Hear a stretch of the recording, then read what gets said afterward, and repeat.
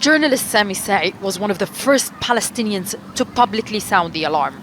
As a former prisoner who says he survived severe sexual abuse during his time in an Israeli jail, Sami has decided to share his trauma to make one point clear. This is not an isolated incident, not a random act. Now, there's a new acknowledgement. The United Nations is officially listing Israel on its blacklist of forces suspected of committing sexual abuse and violence in conflict zones. It's a partial relief, not a comprehensive one. Why? Because it's one step in a long path towards reaching our goal. The aim is full accountability towards Israel and perpetrators of crimes and achieving justice.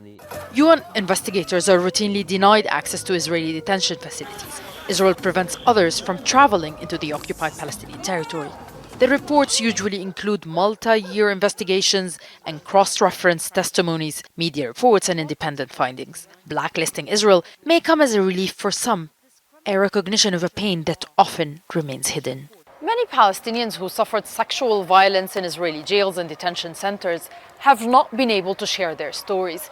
Yes, they left prison cells, but they say they were released into a larger prison that is the occupied Palestinian territory.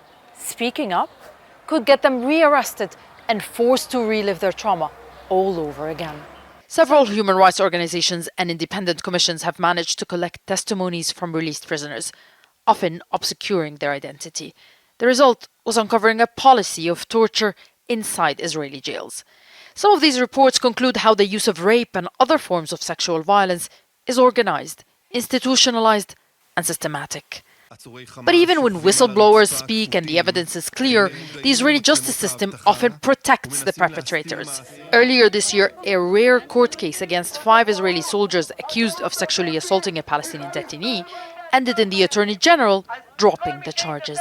This followed immense internal pressure by Israeli groups who rallied in support of the accused soldiers. Israel's ambassador to the UN says his government has cut all working ties with the UN Secretary General. We invited the representatives of the UN to come to Israel to check those ridiculous allegations. They chose not to come.